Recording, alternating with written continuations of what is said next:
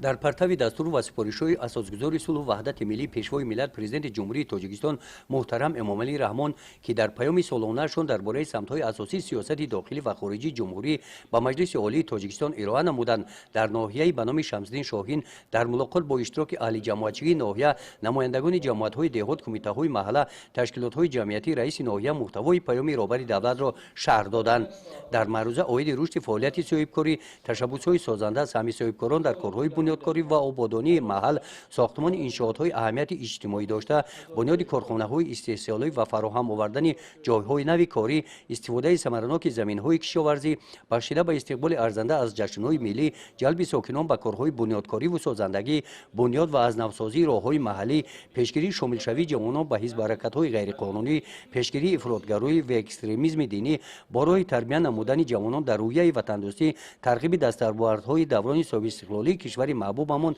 جلب نمودن زنان و دختران به هنرآموزی برآمد نموده، در این سهم ارزنده گذاشتن والدان و اهل جماعتچی ناحیه را قید نمودند. اینچنین از طرف رئیس در اساس دستور سپارش‌های پیشوای معظم ملت امروز گروه‌های کاری از طرف شخصان فعال ناحیه تشکیل کرده است. امروز گشت خانه به خانه در هر یک خانه‌های قلمرو جماعت گذرانده می‌شود. اینچنین در اساس دستور سپارش‌های پیشوای معظم ملت خیلی که در معروضه قید گردید برای ثمره و استفاده بودن زمین‌های نزداولیگی، اینچنین زمین‌های خوجگی، اجاره و تامین اهالی محل و جای کار امروز یک دستور شدن. ما اقدام گرفتیم که خیلی که دستور سپارش‌ها شد، ما همه اون ذخیره می‌کنه که داریم امروز در قلمرو جماعت در حدود جماعت یه جور قریب زیاده از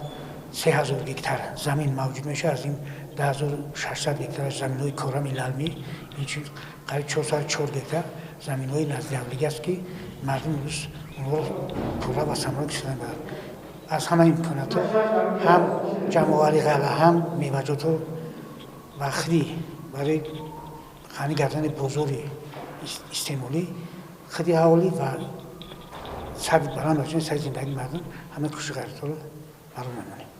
در این ملاقات در برآمد نمایندگان مقامات‌های حفظ حقوق تاکید کرده شد که در زمان جهانی شوی باید هر یک ما شعور و زیرک باشیم، شکرانه تنجی و آسایشگی وطن محبوبمون نموده به قدر نعمت‌های دوران صاحب استقلالی کشور رسیم. در دوره نقشه چاره‌بینی‌های مقامات اجرایی حاکمیت دولتی ناحیه همین گونه ملاقات و خوری‌ها در دیگر دهات‌های ناحیه دایر کرده می‌شوند.